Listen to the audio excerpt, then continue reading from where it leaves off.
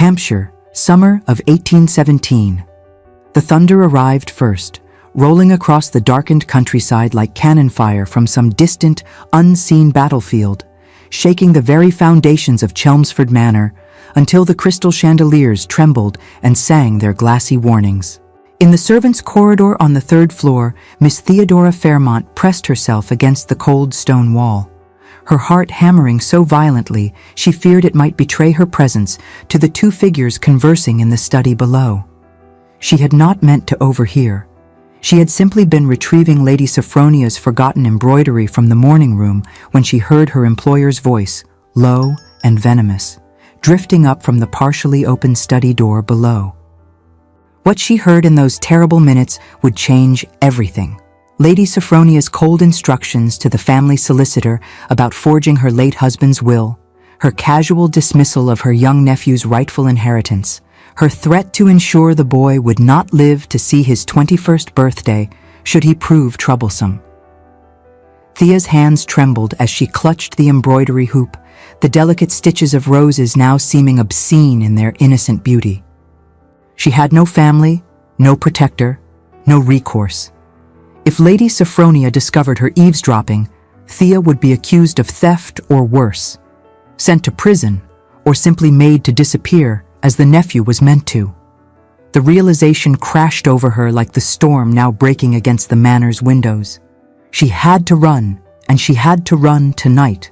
If stories of courage born from desperation, of love found in the most unexpected moments, and of two souls forced together by fate touch your heart, subscribe now and stay with us. You won't want to miss what happens next. The decision, once made, left no room for hesitation. Thea waited until the household settled into uneasy sleep, the storm masking any sound her movements might make. She wrapped herself in her threadbare cloak, stuffed her few coins into her pocket, and slipped down the servants' staircase with the practiced silence of 3 years spent trying not to be noticed. The stables smelled of hay and horse warmth, and she felt a pang of guilt as she saddled the gentlest mare, a dappled gray named Misty, who had always nuzzled her hand during her rare visits. She whispered against the horse's soft nose, asking forgiveness and explaining that she had no choice but to take the animal. Her voice trembled with the weight of what she was about to do. The storm had intensified by the time Thea urged Misty through the gates and onto the muddy road heading west. Rain lashed her face, cold and merciless, soaking through her cloak within minutes. Lightning illuminated the landscape in brief, terrible flashes. Bare trees like skeletal hands reaching toward the roiling sky, hedgerows bent nearly horizontal by the wind. She had no destination, only the desperate need to put distance between herself and Chelmsford Manor before Lady Sophronia discovered her absence at dawn. 10 miles away, on that same treacherous road, Julian Sinclair, Duke of Greymont, was discovering that inheriting a dukedom came with complications he had never anticipated during his decade in India. His carriage lurched through another pothole, and he braced himself against the worn leather seat, grateful at least that he had dismissed his valet in London. The fewer witnesses to his undignified flight from his own family, the better. His driver called through the small opening, voicing concern that the horses were struggling and visibility was nearly gone. He suggested they should stop at the next inn. Julian replied firmly that there would be no inns. His dear cousins would check every posting house between London and Cornwall. They must keep going. He had thought returning to England would be straightforward. Accept the title, settle the estate's affairs, then return to the trading company he had built in Calcutta. Instead, he had walked into a nest of grasping relatives who saw only his fortune and his unmarried state. Lady Amelia, his third cousin once removed, had been particularly persistent, her mother more so. The final straw had come that morning when he discovered they had already announced an engagement without his consent. So he had done what he did best. He ran. Not from cowardice, but from the suffocating weight of expectations he had no intention of meeting. Cornwall was his now, or would be once he reached Greymont Castle. Perhaps there, amid ruins and sea cliffs, he could find peace. The thunder that followed the next lightning strike seemed to split the very sky. Julian heard his horses scream, felt the carriage lurch violently to the left. Then he saw her, a flash of sodden cloak and red hair, a horse rearing, a small figure tumbling into the mud directly in their path. He shouted for the driver to stop, already reaching for the door handle. The carriage halted so abruptly, he was thrown forward. Julian flung open the door and leaped down into the storm, his boots immediately sinking into the mire. The woman lay crumpled in the road, her horse galloping away in panic. He ran to her, falling to his knees in the mud. He asked if she was injured, touching her shoulder gently, and she erupted into motion. Steel flashed in the lightning, a small knife aimed directly at his throat. Julian jerked back, his reflexes honed by years in foreign ports serving him well. The blade whistled past his jaw, missing by inches. She gasped, ordering him to stay back as she tried to scramble to her feet, immediately crying out in pain as her ankle gave way. She declared she would not go back, that she would die first. Julian kept his voice calm despite his racing heart, assuring her he meant no harm. He had nearly run her down. He wanted only to help. Her laugh was wild, rain streaming down her face. She asked what help could possibly come from men like him. He was one of her creatures, was he not? She had been sent to bring Thea back. Julian held up his empty hands, explaining that he did not know who this mysterious woman was, and he certainly had not been sent to find anyone. He was simply trying to reach Cornwall before his own pursuers caught up with him.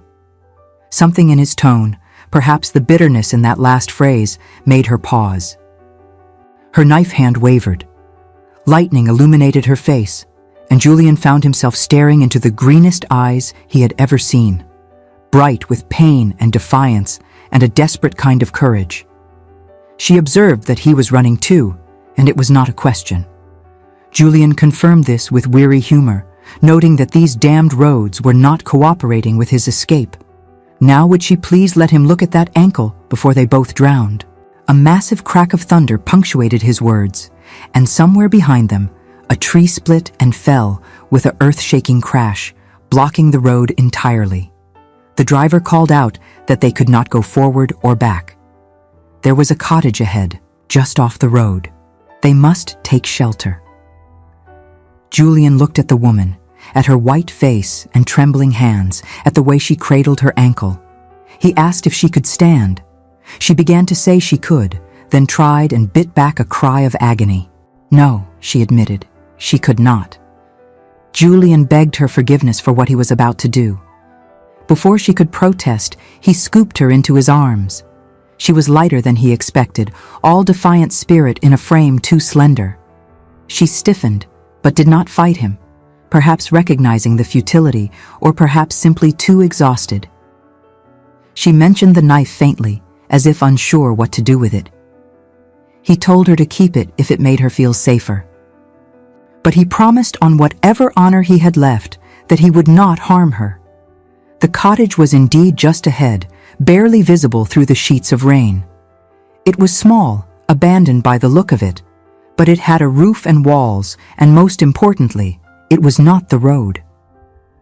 Julian's driver helped him force the door open, then immediately announced he would stay with the horses in what remained of an old stable. The animals were terrified, he explained, and if he left them, they would bolt. He would be close if His Grace needed him. Then Julian was alone in the dark cottage with a woman who did not trust him, his arms full of trembling defiance, and no clear idea how to proceed. He set her gently on the floor near what he hoped was a fireplace, then fumbled in his pockets for flint and steel. He asked her name as he focused on the practical task of coaxing damp kindling to light. A long pause. Then quietly, she replied it was Thea. He asked if it was just Thea, nothing more. She confirmed it was just Thea, at least until she knew he would not betray her to Lady Sophronia Chelmsford. Julian's hands stilled. He knew that name, the widow Chelmsford, known throughout Hampshire as a woman of impeccable reputation and charitable works. He expressed his understanding that she was a woman of virtue. Thea's voice was flat as she corrected him. Lady Sophronia was a monster. And if he took Thea back to her, the woman would kill her as surely as she planned to kill her nephew. The fire caught, weak but growing, casting flickering shadows across the cottage walls. Julian turned to look at her properly for the first time. She was perhaps 22, with auburn hair darkening to copper where the rain had plastered it to her face. Freckles dusted her nose and cheeks, and those extraordinary green eyes watched him with the wariness of a trapped animal. Her dress was plain, the cloak good quality, but years old. A servant, perhaps, or a companion. He told her simply to explain everything, settling himself a respectful distance away. In return, he would tell her why he was fleeing from his own inheritance. So she did. As the storm raged outside and Julian tended to her swelling ankle with strips torn from his cravat, Thea spoke of 3 years as Lady Sophronia's companion, of the small cruelties and larger ones, of the overheard conversation that revealed murder in the planning. Her voice shook but did not break. When she finished, Julian was silent for a long moment. He asked if she had no family, no one to protect her. She told him she had parents once. They died of fever when she was 19. She had some education, enough to become a companion, not enough to be a governess. She had been alone since then. Julian said she was not alone, not anymore. When they reached Cornwall, he would help her. There must be someone they could tell, some authority who would listen. Thea interrupted, her voice heavy with reality. She was a servant with no proof. Lady Sophronia was a wealthy widow with an spotless reputation. Who would believe her? She was right, and they both knew it. Julian found himself admiring her clear-eyed assessment of her situation, even as his heart ached for the injustice of it. Then they would find another way, he declared. But first, they must survive this night. They did more than survive. As the hours crawled toward dawn and the storm showed no signs of abating, they talked. Julian told her of India, of spice markets and monsoons, of the trading empire he had built with his own hands and wit. Thea spoke of books she had read in stolen moments, of dreams abandoned, of the strange freedom that came with having nothing left to lose. At one point, she asked why he had left England in the first place. Julian explained that he had not fit here. The rules, the expectations, the endless pretense. In Calcutta, a man could be judged by what he did, not who his grandfather was. She observed that yet he had come back. He agreed ruefully that yes, he had come back. To an estate he never wanted and a title he never expected. His cousin had been the heir. When he died without children, the title passed to his uncle, then to Julian. 3 deaths, and suddenly he was a duke. Thea asked if he regretted it. Julian considered. He regretted that duty called him back. But if it had not, he would not be here now, and she would be alone in this storm. Thea looked at him then, really looked at him, and something shifted in her expression. She said quietly that he was not at all what she had expected a duke to be. He asked what she had expected. She told him someone old or cruel or both. Someone who would see her as beneath notice. He was different, she finished quietly. Color rising in her cheeks despite the cold. The fire had burned low, and Julian added the last of the broken furniture he had found in the corner. They would need to preserve body heat if they were to make it through the night without taking ill. He stripped off his sodden coat and waistcoat, wringing them out and draping them near the fire. Thea did the same with her cloak, though she kept her back to him, a modesty he appreciated even as he recognized its futility. They were already hopelessly compromised by circumstance. Julian suggested they should rest. Dawn could not be far off. Thea asked what would happen then. He explained they would continue to Cornwall. She would come with him to Greymont. Whatever came after, at least she would be safe from Lady Sophronia. She asked if he would truly do that. Take in a stranger, a fugitive. Julian insisted she was not a fugitive. She was someone who witnessed a crime and had the courage to run rather than stay silent. There was no shame in that. Thea nodded, though her eyes remained troubled. They settled on opposite sides of the small room, but as the temperature dropped and the fire dwindled, Julian noticed her shivering violently. He moved closer, offering the single threadbare blanket he had found. They should share it, he suggested matter-of-factly. For warmth. He promised he was a gentleman. She studied his face for a long moment, then nodded. They arranged themselves carefully, backs to the wall, the blanket draped over both of them. Proper distance was maintained, at least at first. But exhaustion and cold are powerful forces, and sometime in the darkest hours before dawn, Thea's head drooped against Julian's shoulder, and his arm came around her to share his warmth. When they woke, it was to the sound of horses and voices, to daylight streaming through the cottage's broken windows, and to the horrified face of Lord Pemberton, the local magistrate, staring at them from the doorway. The magistrate breathed in shock, asking if that was the Duke of Greymont. And who was? His eyes widened as he recognized Thea, Miss Fairmont, Lady Sophronia's companion? Julian felt Thea stiffen against him. He stood quickly, putting himself between her and the magistrate, beginning to explain. Lord Pemberton interrupted, his face transforming from shock to stern disapproval.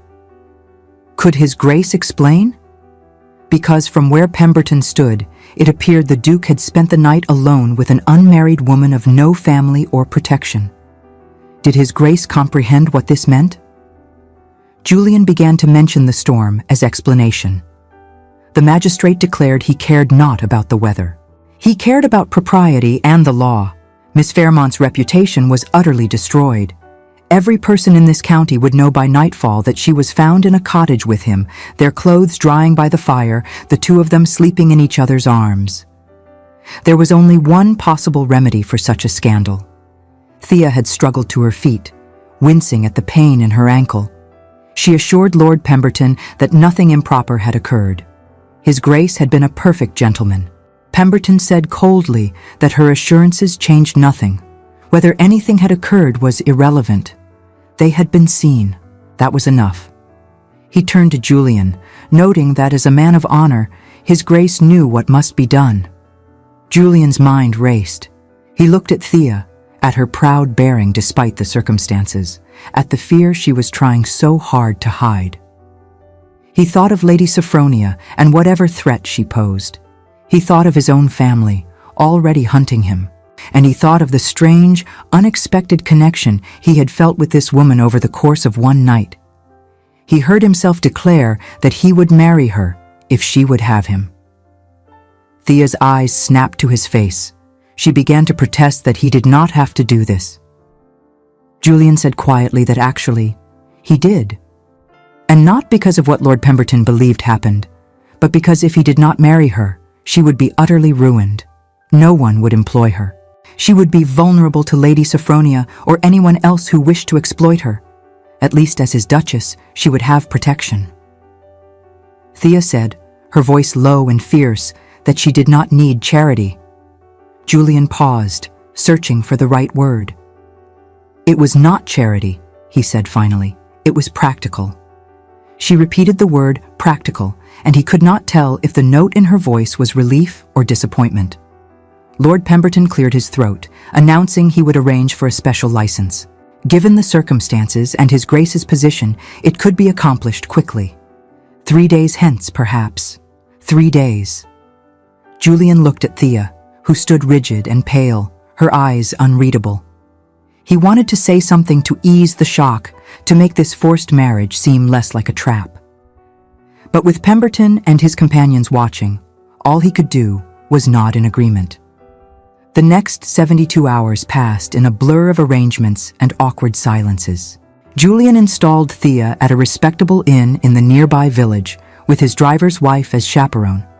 He procured the special license, arranged for a simple ceremony, and tried not to think about how badly he had complicated both their lives.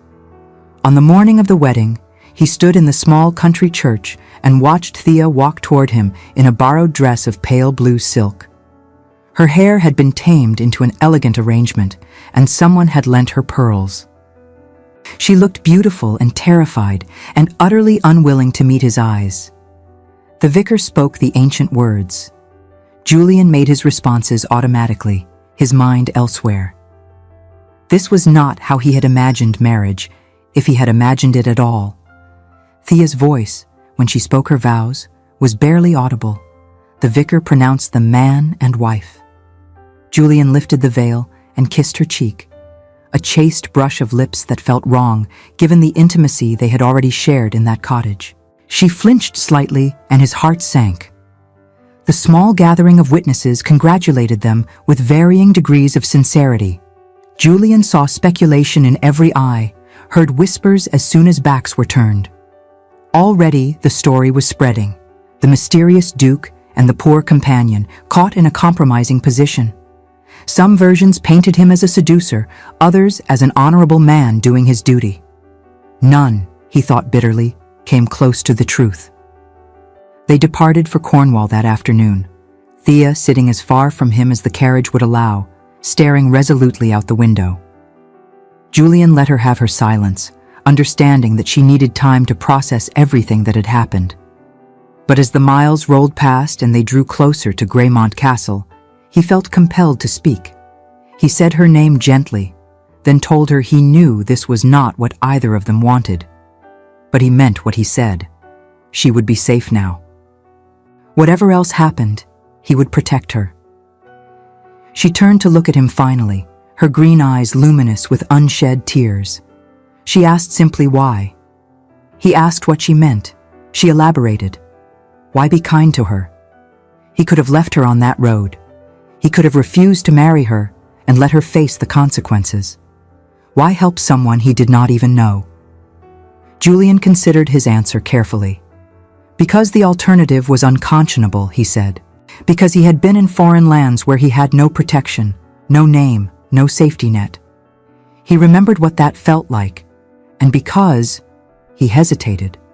Because that night in the cottage, he had felt less alone than he had in 10 years.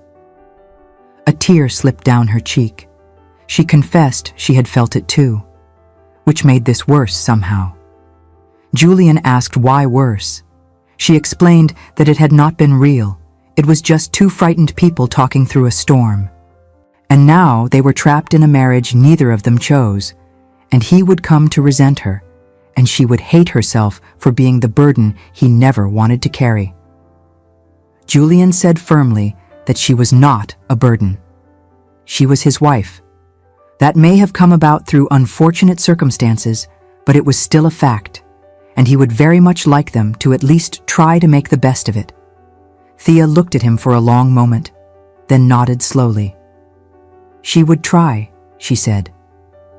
But she would not pretend to be something she was not. She did not know how to be a duchess. Julian admitted that neither did he, apparently. They would learn together. Greymont Castle rose from the Cornish cliffs like something from a Gothic novel, all grey stone and windswept battlements. The sea crashed against the rocks below, filling the air with salt spray and the cries of gulls. The scent of brine and damp stone hung heavy in the air, ancient and melancholy, while the wind whistled constantly through invisible cracks in the medieval walls, creating a low, mournful keening that never quite ceased. The very stones seemed to hold centuries of stories within them, weathered by countless storms and witness to generations of joy and sorrow. Thea stood in the courtyard, staring up at her new home with something between wonder and dismay, feeling the weight of all that history settling onto her shoulders. Julian followed her gaze, acknowledging it was rather overwhelming. He had inherited it sight unseen. From the reports, it needed extensive repairs. Mrs. Blackwell, the housekeeper, emerged to greet them. She was a stern-looking woman in her 50s, her gray hair pulled back severely, but her eyes were kind as they took in Thea's nervous face. She greeted both Graces formally, then turned to Thea to welcome her to Greymont. They had prepared the Duchess's chambers, she informed her new mistress. Thea repeated the words faintly. The Duchess's chambers. Separate from, she began to ask. Mrs. Blackwell confirmed that the Duke's chambers were in the East Wing. It was traditional. Julian saw the relief flash across Thea's face and felt a pang of something he did not want to examine too closely. He suggested that perhaps Mrs. Blackwell could show the Duchess to her rooms. He was sure she was exhausted from the journey. As Thea followed the housekeeper inside, Julian remained in the courtyard, listening to the sea and wondering what he had gotten himself into. He had rescued her, yes, but at what cost? A marriage of convenience to a woman who saw him as her unwanted savior. A wife who flinched when he touched her. A future that stretched ahead, full of polite distance and carefully maintained boundaries. He had fled England to escape feeling trapped. Instead, he had trapped them both. The first week passed in careful avoidance. Greymont was large enough that Julian and Thea could go hours without encountering each other. They met for dinner, a stilted affair where they discussed the weather and the condition of the estate, and absolutely nothing of consequence. Julian buried himself in learning about his properties and responsibilities. Thea explored the castle, her injured ankle healing slowly, finding refuge in the extensive library. Her first attempt at managing the household was a small disaster. She requested rather than instructed when asking the footman to move furniture in the drawing room, which caused confusion among the servants who stood uncertain, looking to one another for guidance. It was Mrs. Blackwell who, later that afternoon, found Thea in the library and explained with gentle patience that authority was not a question of rudeness, but of clarity. The staff, the housekeeper told her, craved firm but fair leadership.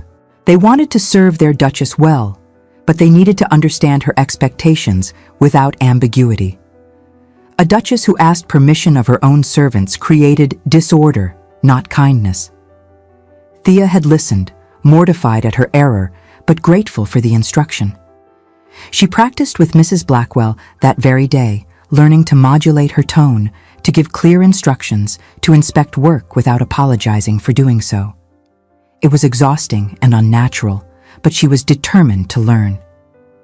It was in the library that Julian found her one afternoon some days later, curled in a window seat with a book of poetry.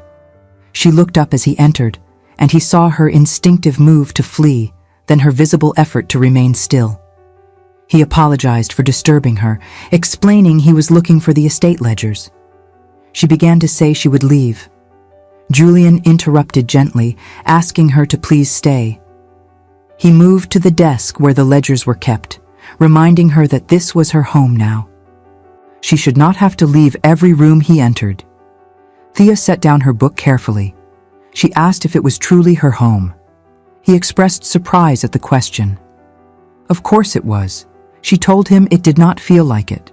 It felt like she was a guest who overstayed her welcome. Or worse, an obligation he was too polite to shirk. Julian abandoned the pretense of looking for ledgers and came to sit in the chair across from her window seat. He asked if that was truly how she saw herself. She asked how else should she see herself?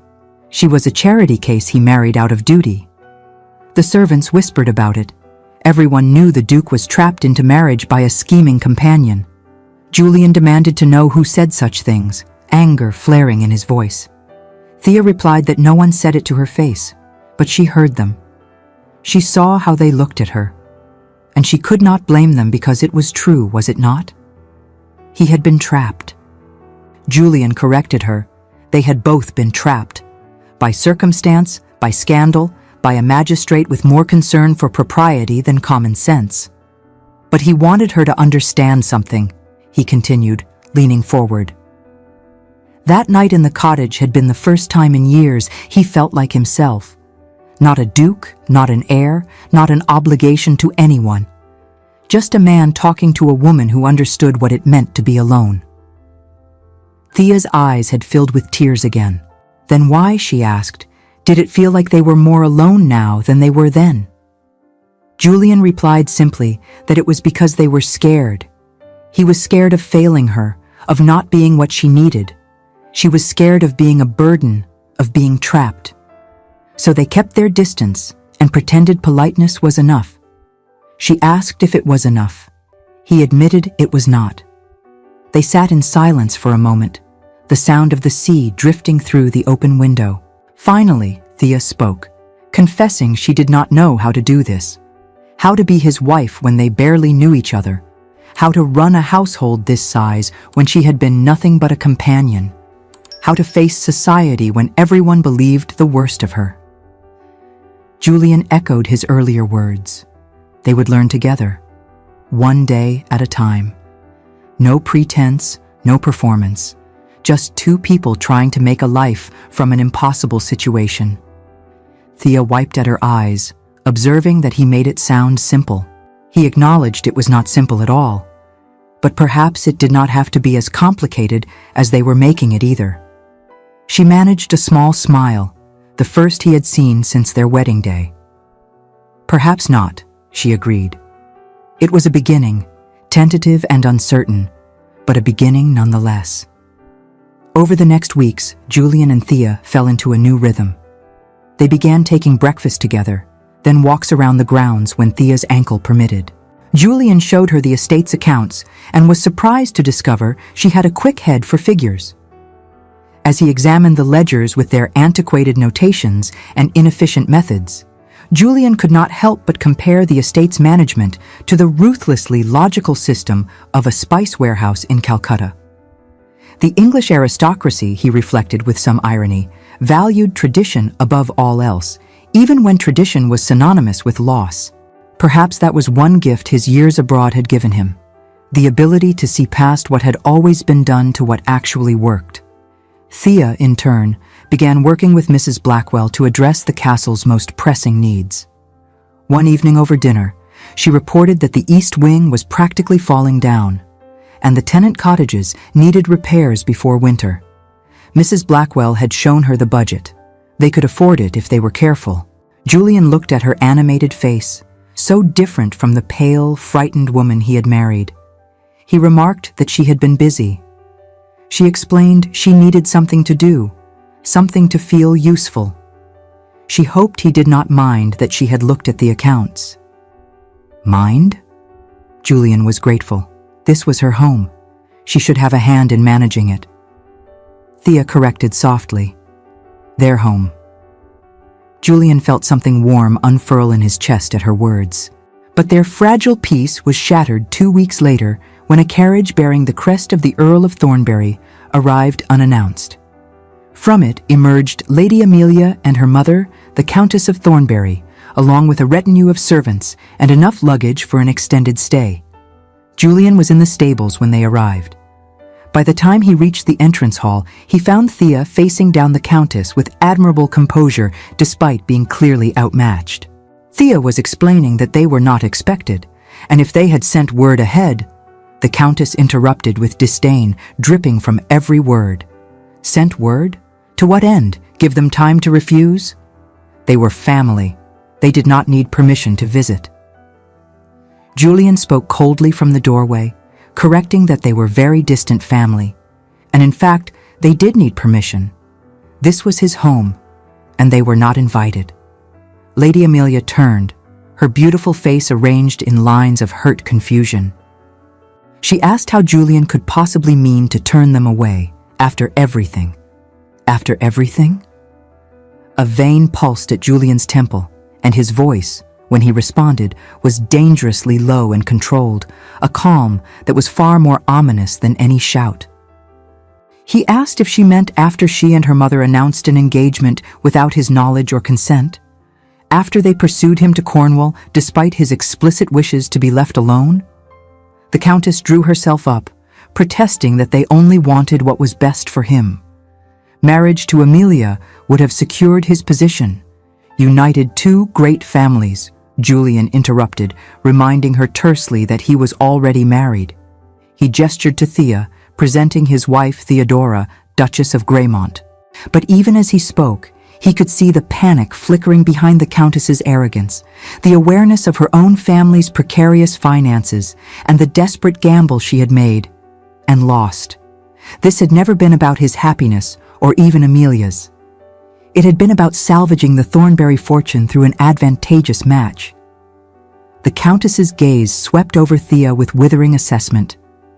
Yes, she said coldly. They had heard about his unfortunate entanglement. The whole of London was talking about it. how the Duke of Greymont was trapped by a calculating companion into a marriage far beneath his station. Before Julian could unleash the fury building in his chest, Thea stepped forward. She acknowledged that the Countess was correct. She was indeed far beneath the Duke's station. She had no title, no fortune, no family name to recommend her. But she had something far more valuable. She continued with quiet steel in her voice. She had his respect, his partnership, and his ring on her finger, which was more than the Countess or her daughter would ever have. The Countess's face flushed purple. She demanded to know how Thea dared speak to her in such a manner. This girl who was nothing but a... Julian cut her off, his voice like ice. Thea was his wife, and this was her home. The Countess would show her the respect due to a duchess, or she would leave, immediately. Lady Amelia tried to intervene, reaching for Julian's arm and pleading with him. They only wanted to help. Surely he could see that this marriage was a mistake. It could be annulled, quietly. No one need know the details. He could still... Julian asked if she meant he could still marry her. His laugh was harsh. Even if he wanted to dissolve his marriage, which he emphatically did not, she would be the last woman in England he would consider. Her presumption, her manipulation, her utter disregard for his clearly stated wishes, all of it disgusted him. Lady Amelia's composure cracked. She asked incredulously if he would choose Thea over her. A nobody with red hair and freckles who trapped him into marriage. Julian said firmly that Thea had not trapped him. Circumstances did, but he was glad they had. Because that night in the storm, he met someone real, someone brave, someone who did not see him as a title or a fortune. Could Lady Amelia say the same? The silence that followed was broken only by the ticking of the great hall clock. Finally, the Countess spoke, her voice venomous. Julian would regret this, she promised. Both of them. When society learned the truth about his wife's background, her flight from Lady Sophronia, the scandal that forced this marriage, they would be ostracized. And when that happened, they should not come begging for assistance. Julian replied that he would not dream of it. He asked Mrs. Blackwell to show their guests to their carriage. As the furious women swept out, trailing affronted dignity and bitter threats, Julian turned to Thea. She stood very still, her face pale but composed. She thanked him quietly for defending her. Julian said she had defended herself quite admirably. That line about having his respect, partnership, and ring had been brilliantly done. Thea told him she meant it. She did have those things, did she not? Julian moved closer, close enough to take her hand. She had all of that and more, he assured her. But he acknowledged that the Countess had been right about one thing. Society would talk. The scandal would follow them. Was she prepared for that? Thea said she had been prepared for scandal since the moment Lord Pemberton found them in that cottage. But there was something else concerning her. Lady Sophronia. They had mentioned her. If the Countess knew about Thea's flight, then... Julian finished the thought grimly. Then Lady Sophronia knew where she was, which meant they needed to act first. Over the next days, Julian threw himself into investigating Lady Sophronia's affairs. He knew that direct accusations would be useless, a servant's word against a wealthy widow's. So he took a different approach.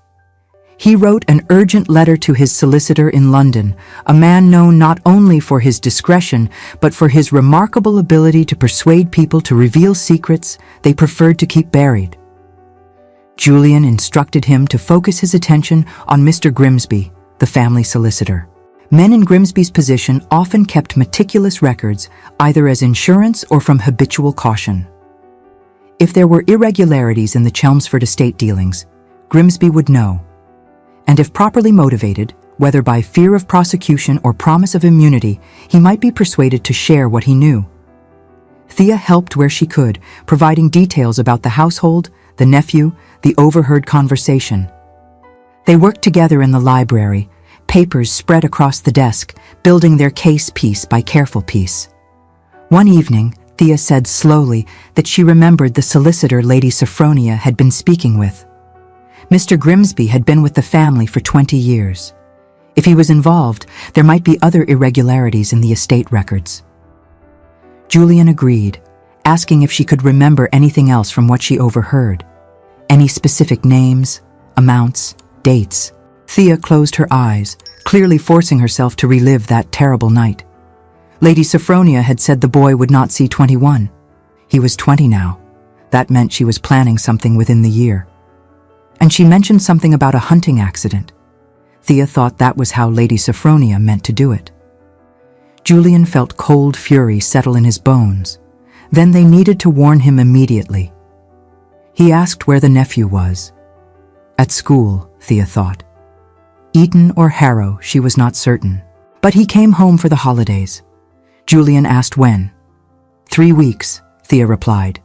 Less, now.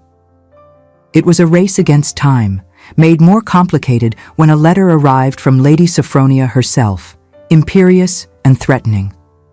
Thea's voice shook as she read the demands. Lady Sophronia wanted Thea's return. She claimed theft, said she had witnesses, threatened prosecution unless Thea came back to answer for her crimes.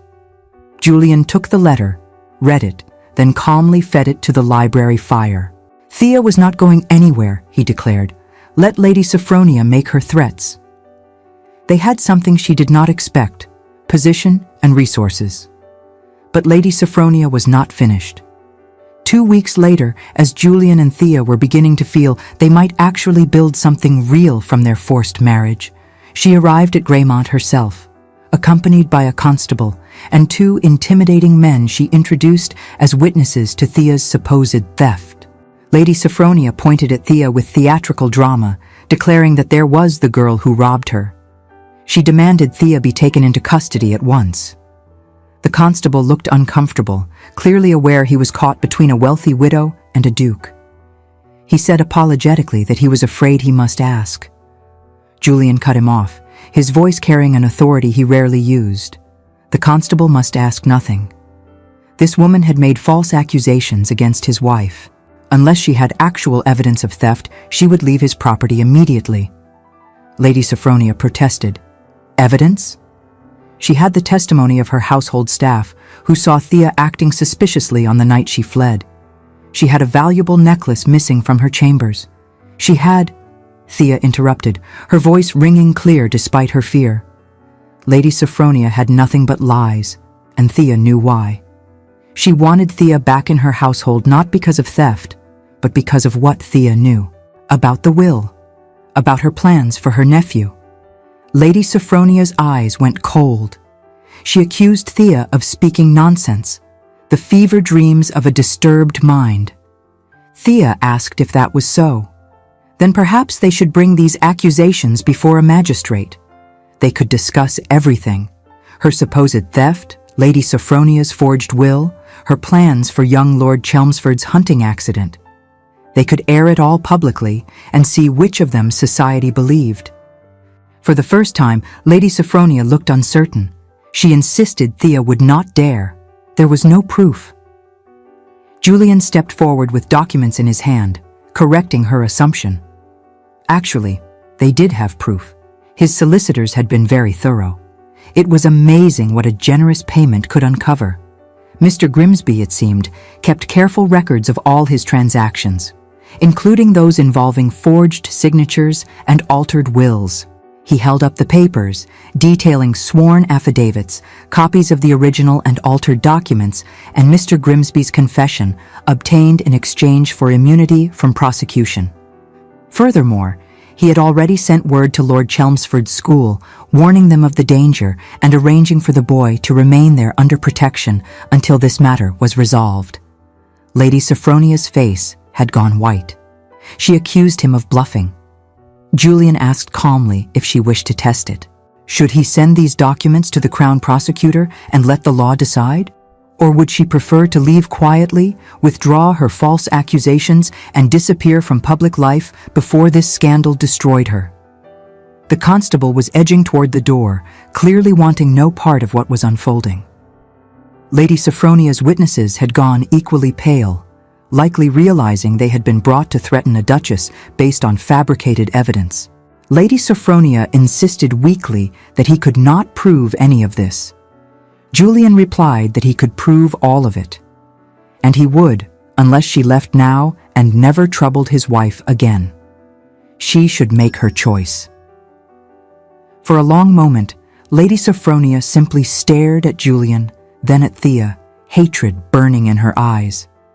Finally, she turned on her heel, hissing that this was not over. Julian's voice was calm as he corrected her. Oh, but it was, completely and utterly over. He asked the constable if he would be so kind as to escort these people from his property. After they left, Thea sank into a chair, all the strength seeming to leave her body at once. Julian knelt beside her, taking her hands, telling her gently that it was done. Lady Sophronia could not hurt her anymore. Thea said wonderingly that he had actually done it. He had stopped her. Julian said they had stopped her together. Her courage in confronting the woman, her memory of what she overheard, that was what made the difference. Thea looked down at their joined hands. She began to say she did not know how to repay him. He asked in gentle surprise if she meant to repay him. Thea, she had already given him more than she knew. She had made this place feel like a home. She had shown him that duty and choice could sometimes align. She had, he paused, searching for the right words, made him believe that their marriage might be more than just circumstance. Her eyes lifted to his, wide and vulnerable. She started to speak his name. Whatever she meant to say was interrupted by Mrs. Blackwell entering with news that the solicitors had arrived from London with more documents requiring His Grace's signature. The moment passed, but something had shifted between them, something that could not be easily dismissed. The next weeks brought a cascade of changes. Lady Sophronia was quietly encouraged to leave the country, her crimes never made fully public but known enough in certain circles to ensure her social ruin. Young Lord Chelmsford was installed safely with distant relatives who actually cared for his welfare. And slowly, carefully, Julian and Thea found themselves growing closer. They developed rituals, morning walks along the cliff paths, evenings in the library, long conversations over dinner that stretched late into the night. Julian taught Thea to manage the estate accounts properly. Thea showed Julian how to navigate the subtle politics of household management. They laughed together, argued about books, discovered shared opinions and surprising differences. One afternoon, as Julian watched Thea organize repairs with military precision, he observed that she was quite bossy when it came to tenant relations. She retorted that he was impossibly stubborn about modernizing the farming equipment. Those methods were 50 years outdated. He protested they were traditional. She declared they were inefficient. He countered that she insisted on hand-polishing the silver. Was that not about maintaining traditions? She said that was different. That was about maintaining standards. He asked if his farming methods were not about standards as well. They stood glaring at each other for a moment, then both burst into laughter. It felt good, Julian realized. Natural, like something that had been building between them since that first night in the storm. But there was still a wall between them, carefully maintained by separate bedrooms and friendly distance. Julian was acutely aware of it every time Thea bid him good night and retreated to her chambers. He wanted to cross that divide, but had no idea if she wanted the same thing. The answer came on a cold October evening, 3 months after their wedding. Julian found Thea in the music room, playing the pianoforte with surprising skill. He stood in the doorway, listening to the melancholy melody drift through the room. When she finished, he complimented the beauty of the piece. He had not known she played. Thea explained that Lady Sophronia had not known either. She used to practice late at night when her employer was asleep. It was her one act of rebellion. Julian crossed the room to stand beside the piano, remarking that she should play more often. The castle had been too quiet. Thea's fingers rested on the keys. She asked if he thought so. Sometimes she felt it was too loud. All these empty rooms, all this space. They rattled around in here like two ghosts. Julian asked if that was what she wanted, something smaller, quieter. She said no, then paused. She told him she wanted, but trailed off, seeming to gather courage. She needed to ask him something, and she needed an honest answer. He promised always to be honest. She asked directly if he regretted it, marrying her. Julian took a breath before answering. No, he said firmly, not for a single moment. She pressed on, even though he was forced into it, even though she was not what a duchess should be. He told her she was exactly what this duchess should be. She was clever and brave and kind. She had made Greymont feel like a home instead of a prison. She had made him feel less alone. He paused, then added that he needed to ask her the same question. Did she regret it? She stood, moving away from the piano to face him fully. She confessed that she regretted it at first. She thought she had trapped him, ruined his life, forced him into something he did not want. But these past months, she said, taking a breath, she had been happier here, with him, than she ever was before. Even when they argued about farming equipment. Julian corrected with a slight smile that it was especially when they argued about farming equipment. She laughed. She continued, her voice dropping, that the thing was, she was not sure how to move forward from here. They were married, but not truly married. They were friends, but not just friends. And she did not know what he wanted from this, from them. Julian closed the distance between them in 3 strides. He said honestly that he wanted everything. He wanted a real marriage, not just a convenient arrangement. He wanted her in his life, in his home, in his... He stopped, suddenly aware of how much he was revealing. Thea finished softly. In his heart? When Julian nodded, unable to speak, she reached up to touch his face. She told him he already had all of that from her. She thought she fell for him that night in the cottage, when he could have left her in the storm, but did not. When he chose honor over convenience. She was just too scared to admit it. Julian asked what had changed now. She said she was still scared, but she was more scared of wasting whatever time they had being careful and distant when they could be truly together. Julian cupped her face in his hands, his thumbs brushing away tears he had not realized she was shedding. He asked Thea Sinclair, Duchess of Greymont, if she would marry him. Again, but properly this time, with intention and choice.